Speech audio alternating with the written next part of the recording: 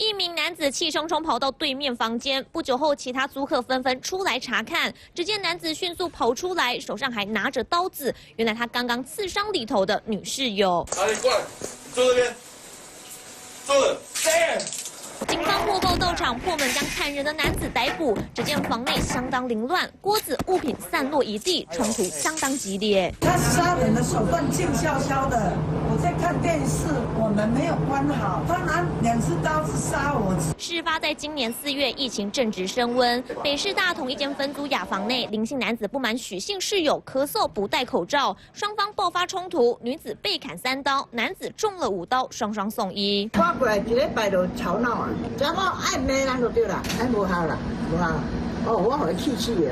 那现场血迹斑斑，警方随即以强制力制止双方。林姓范闲与被害人徐女是分租雅房的室友关系，平常因为生活习惯不同，多有纷争。幸好2人送医后都没有生命危险，只是双方在疫情严峻期间不戴好口罩，室友撕破脸，一时冲动的下场被以杀人未遂罪起诉，吃上刑责。3立新闻张德生、林玉君台北采访报道。